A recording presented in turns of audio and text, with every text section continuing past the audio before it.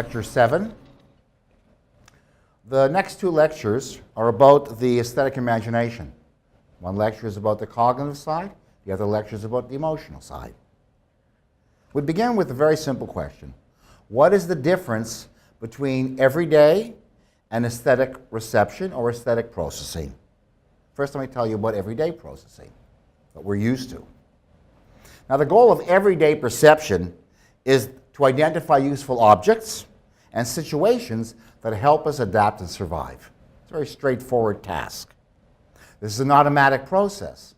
But what's interesting is en route to identifying these objects in the situation, we discard the sensations, we discard individual features that may be distracting. We don't notice them. We just notice who, what, and where. We're conscious of the world, but not of the intervening sensations or psychological processes that lead to our interpretation of it. Now, this everyday pragmatic processing is automatic and has evidently a bit of a cognitive bias because you're concerned with things and objects and people and utility. You're not looking at the colors or the feelings of it. Aesthetic processing is very different. In the 18th century, the philosopher Baumgarten defined aesthetics as the science of sensuous knowledge, the orderly processing of sensuous knowledge. And in the early 20th century, Shklovsky argued that, quote, the purpose of art is to impart the sensation of things as they are perceived and not as they are known. The technique of art is to make things unfamiliar, to make forms difficult, to increase the difficulty and the length of perception, because the process of perception is an aesthetic end in itself and must be prolonged. In other words, art is a way of experiencing the artfulness of an object. The object itself is not important. In other words, the purpose of aesthetic reception is to de-automatize, to render less automatic the cognitive bias of everyday life and reinvest attention in patterns of sensation. In other words, we want to slow down the perceptual cognitive process and feel it as it unfolds. A good image here for us is to think of standing by the side of a lake at sunset, and everything slows down, and you can notice the colors changing. This is what he means by investing attention in sensory process. So what's unique about aesthetic experience? It combines two things. It combines subject matter or narrative, the subject matter of everyday life, can be transposed to the subject matter of an artwork or film, but it adds to it these special sensory qualities, these physical qualities that when they're organized in a painting, we call the visual style of the painting. So that's what's unique about aesthetics. In art, it's a unique combination of subject matter and style that we experience as a unified whole. Now, people don't automatically do this. It's one thing to observe sunset and how beautiful it is, and quite another thing to go into a museum or a gallery and look at an artwork and appreciate it. So philosophers have talked about cultivating an aesthetic attitude, which means a shift from the pragmatics of everyday life to a way of seeing the unification of subject matter and style. They call it unity amidst diversity. Unity amidst diversity. And this is mediated by the brain, as we've shown in collaboration with my colleagues. There's an area of the brain, Brodmann area 10, that mediates this shift from pragmatic to aesthetic reception. We do it intentionally. We are aware of the shift. We are aware of the setting or situation that we're in. We're going into a museum. I'm changing the way I'm looking at things. We're going into a movie. I'm changing the way I'm looking at things. I will adjust to the style, the shift in the film between close-ups and panning away, between faster or slow motion. We know that these are techniques that we will encounter. Now, of course, everyday and aesthetic perception can interpenetrate. They're not unrelated. Buying an artwork can be influenced by cost. It's one thing to love an artwork and quite another thing to buy it. In the same way, you can say, look, you can place an artwork in a room so that it creates a certain atmosphere. Just don't say that to the artist. I'm buying the painting because it's got a lot of blue. They don't consider it a compliment. And this is just like deciding whether your clothes match a particular occasion. Now, I want to shift to a discussion of a theme that's been consistent through my lectures, the complementary relationship between top-down logical and bottom-up expressive processes. Let me begin with top-down logical and objective processes. Consider what the effects are of subject matter that frame an artwork. They give meaning to the artwork. They orient us. And the question is, how deeply do viewers go into the narrative? Because the same person can stand in front of one artwork and another person next to them, and they see it differently. They penetrate to different levels of depth. Less experienced viewers will focus on likeness. Oh, that looks like a dog, that looks like a bird. Look how well my child paints or draws. The criterion there is mimesis, likeness. And the same thing in reading stories. People can read stories and notice familiar elements that are relevant to them or their culture. More experienced viewers, more experienced readers focus on subtleties of subject matter. We use the term iconography to refer to those elements in artworks that have a literary implication or a cultural implication that goes beyond the work, that grounds the work in the broader culture. Also, a person can go deeper into the work because of their training to see them as exemplars of particular styles associated with schools or eras or even individual artists. So cultivating taste, cultivating knowledge is a matter of practice, but then it becomes automatic. So we can have the naive view of art, the less experienced view of art, where we're looking at the surface and just identifying there's a man and a woman and a canoe, or a deeper view of art where you understand what the story is actually alluding to. Now, there's a limitation to top-down activity. There's a limitation to objective processing.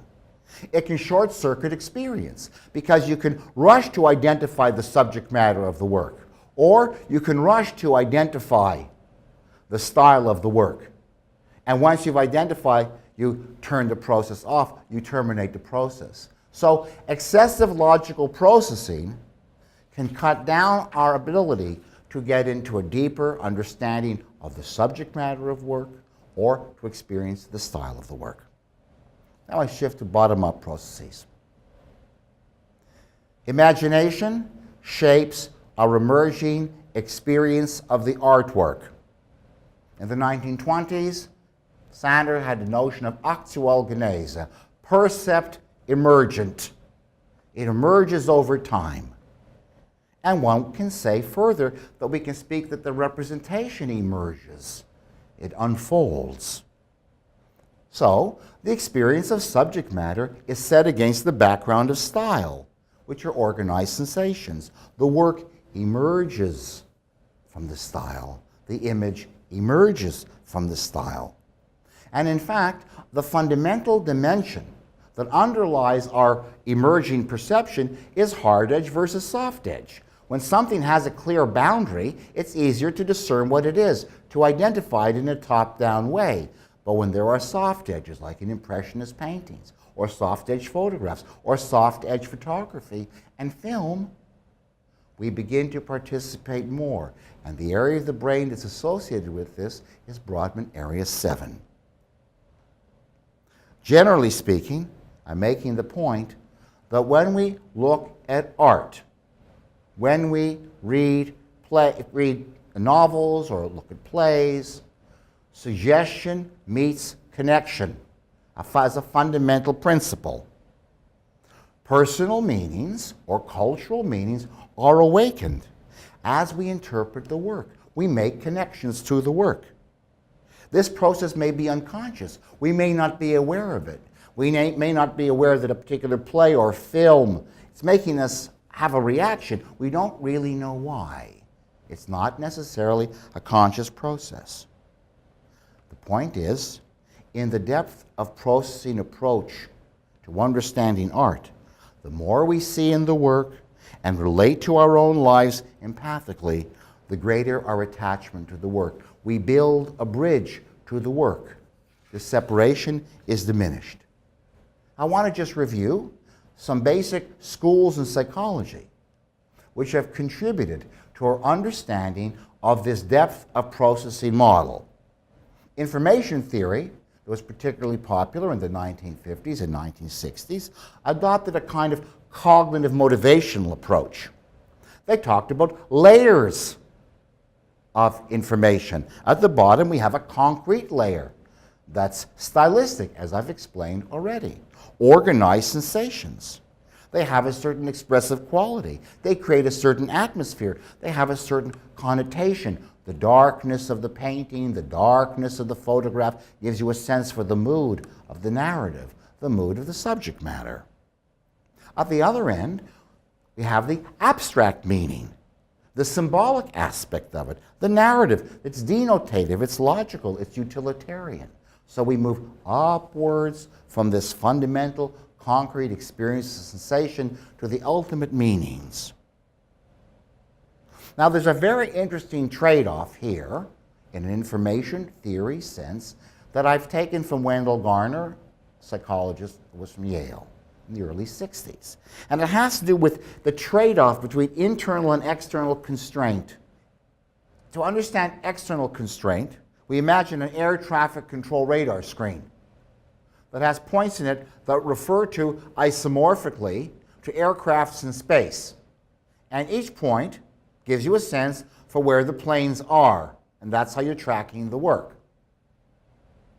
In the context of art, external constraint means as we apply the paint to the surface, the elements in it refer to particular things in a realistic context out there in the scene that we're depicting. So we have high external constraint in cases of high realism.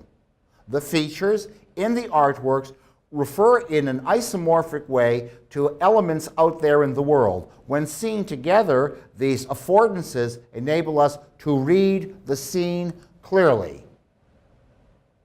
Internal constraint refers to something opposite. In internal constraint, the dots on the radar screen or the dots of color in the painting have a certain kind of unique relationship that need not bear isomorphically to something outside. They have some kind of special relations based on color, based on tone, based on texture, variables related to art itself. There's a trade-off here. To the extent that we want the work to refer to something out there in the world, then it must be externally constrained. There's no room for playfulness. To the extent that we have the introduction of a new stylistic variation based on color changes, based on texture changes, perhaps even compositional changes, the structure of relations among elements in the work becomes somewhat unique and harder to read. So therefore, there's a trade-off as we have stylistic innovations or expressive innovations in art.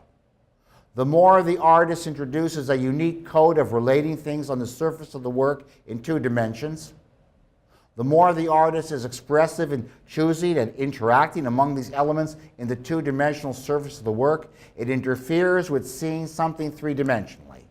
That's the trade-off.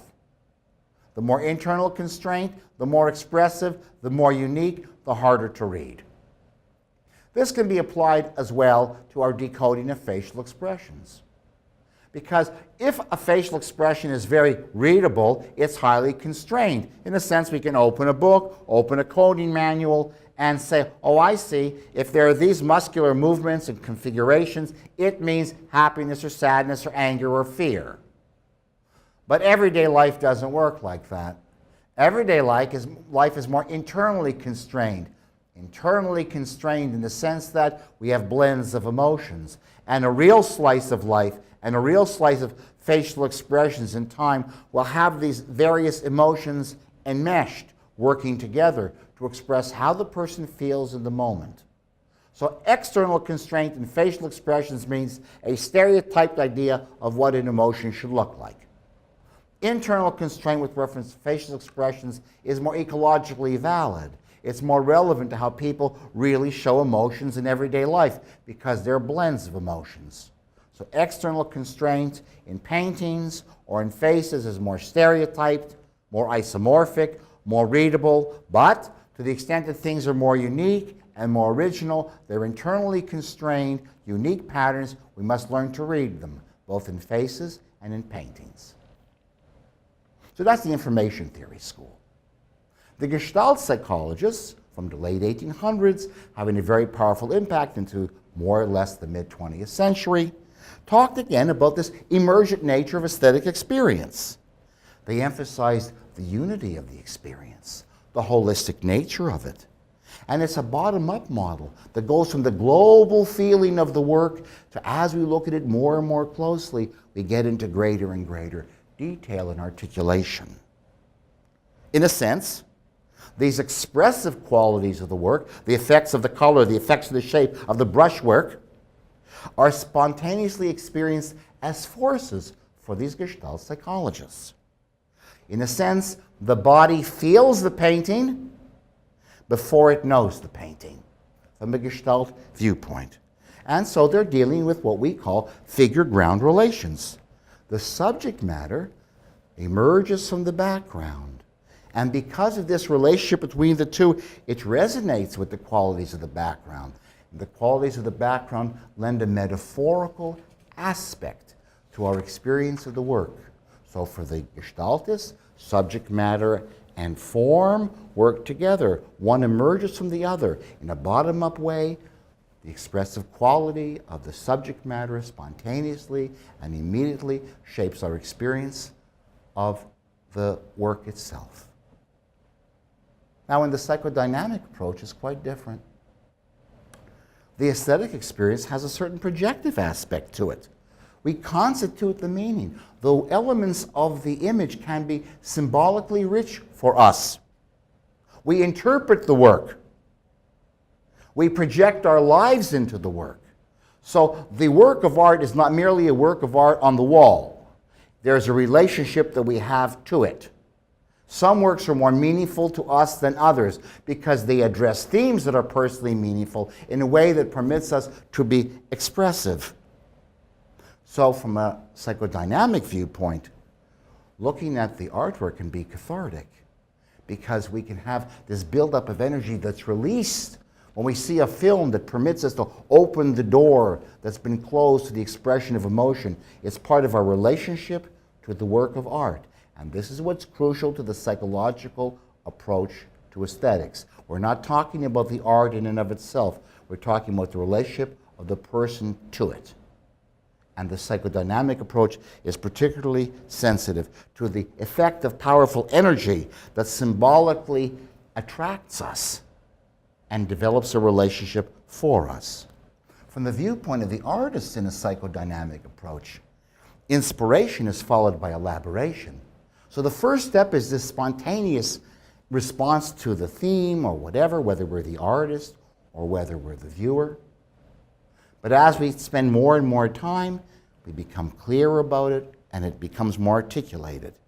In a sense, the artist engages in what they call regression and service of the ego, a reaching back to a, quote, more primitive or childlike viewing of a scene, depicting of an image that permits greater freedom and flexibility. So we go away from the constraints of everyday life and we permit a more playful procedure for creating our art. And in a symmetrical way, the viewer who can relate to the work similarly goes back. It's like looking at Monty Python humorous sketches. They're completely silly. And if we're very, very literal about it, we say, well, that's silly. I can't even look at it. But if you just go with it and become playful yourself, you begin to build a bridge. So the psychodynamic approach is very sensitive to the syncretic nature of these images. They have sights and sounds and tastes and feels and meanings that are all together in a unified whole that can be meaningful to some and not to others. But to appreciate them, we need to become more playful and move away from the practical views of everyday life. Now here's an interesting trade-off on emotional leakage, which is just like nonverbal leakage.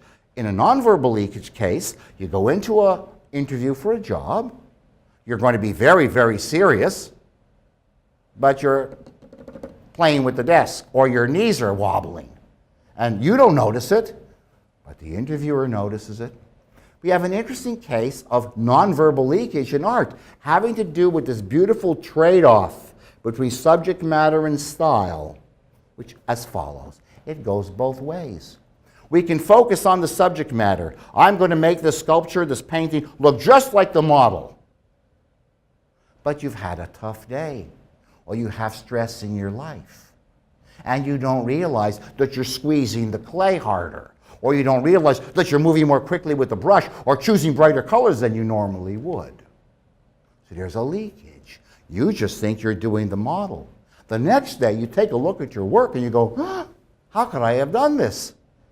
There's all this hidden expression I didn't know about. And you get the other version of this. The artist can be very focused on his or her technique. I'm trying out a particular procedure. I'm working with certain colors and textures and methods. But they don't realize that the subject matter that they've picked accidentally is revealing a lot about their own lives. So that's a very interesting leakage. You think you're controlling the subject matter, sneaks in through the style.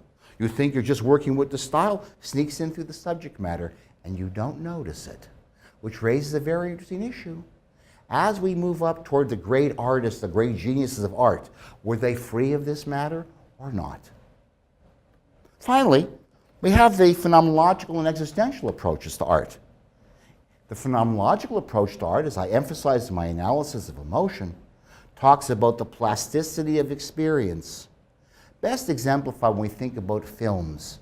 We go into a movie and the artist, in this case, the montage person, the person creating the work, slows it down or speeds it up or chooses an open space or a bright light or a dark light. And all these choices become the form of our experience. The plasticity of time, speeding up, slowing down, of space, opening up or closing in, of causality, breaking down so things come out of nowhere unexpectedly, of materiality and awareness of sensation and light or texture, and connection with others, pulling us in or moving us away. On the existential side, modern art reflects a kind of revolt against the traditional views of art as very precise or very constrained. It's important to remember that Impressionist painting was rejected in the 1860s in Paris as just weak sketching. And now they pay so much money for it. People didn't have that way of decoding the work, experiencing it and seeing past it, slowing down. They were concerned with historical themes. So in the end, I come to a kind of balancing between the thinking I, EYE, that's the top-down, organized, structured part of the work, and the being I, the spontaneous unconscious, the spontaneous meanings. Thinking I, EYE, and being I, capital I. Thinking I addresses the formal aspects of perception, adaptation. We carry it over from everyday life strategically into the art domain, and the being I that encourages us to confront meanings and metaphors that echo with our own personal histories. So when we look at it from the being I viewpoint, being turns into becoming. So in the end, we have a balance of being outside and inside, of the thinking I that organizes technique and the being I that playfully expresses meanings. And we need to be in both. And as I've argued through all the lectures, we have to be able to shift between the objective detached view and the subjective engaged view. All the different schools of art, all the different schools of literature require a balance between these two approaches, the objective and detached, the subjective and the engaged. Thank you very much.